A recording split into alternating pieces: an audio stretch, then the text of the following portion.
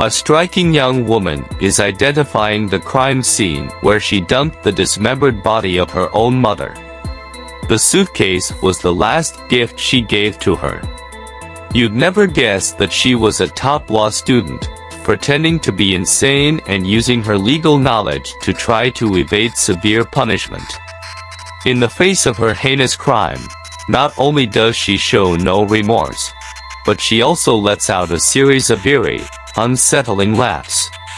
So, what lies behind this sinister, disturbing smile, moral decay, or a twisted psyche? As night falls, are you ready, folks? Let's step into the crime scene. Date, March 20th, 2013. Location, Qingbaijiang District, Chengdu City, Sichuan Province.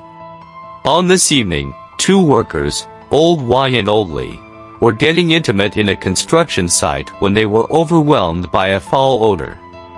Driven by curiosity, they followed the smell to a black suitcase. Thinking it might contain money, Old Wang reached inside, and something grabbed his hand. Sensing danger, he immediately called the police, who arrived quickly and began their investigation. To the investigators' shock, besides the suitcase, there was also a bag full of something, swarming with flies. It was clear the contents were not good, but the forensic team had to open it, revealing 9 pieces of human flesh. After examining the scene, they concluded it was just a dumping ground. But where did the actual crime take place, and who was the victim? Amidst the confusion, one sharp investigator recalled a report from 24 hours earlier. A man named Luo Xiaomin, distraught, had come to Wuhou District Police Station. He said his 56-year-old mother, who was undergoing cancer treatment, and his 28-year-old sister, Luo Xiaomin, had gone missing after a phone call. They were staying near the hospital to save money. After checking, the police found that the mother, Li Huaxiong, and her daughter had disappeared 2 days after her chemotherapy session. The police went to the hotel where the mother and daughter stayed. The room was suspiciously clean, and upon further inspection, they found blood splatter on the walls and the bedsheet missing. This confirmed their worst fears. A neighbor reported seeing a sheet blocking the door with what looked like blood on it.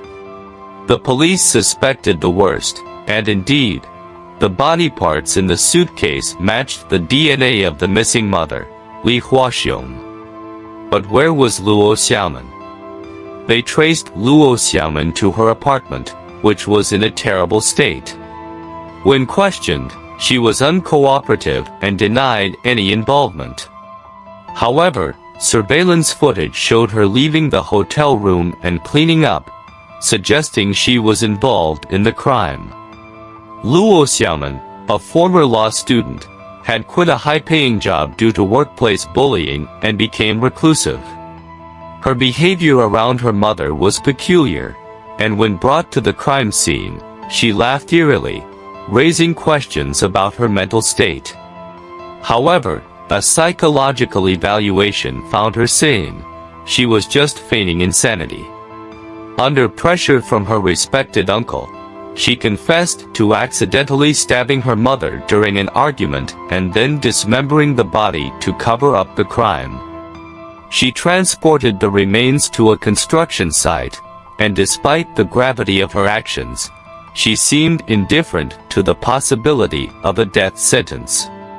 The case left many hoping that some form of mental illness could explain such a horrific act. Do you think the death penalty is a fitting end to this tragic story?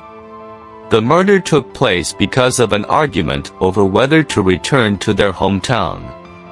Luo Xiaomin wanted to stay in the big city, while her mother insisted on going back.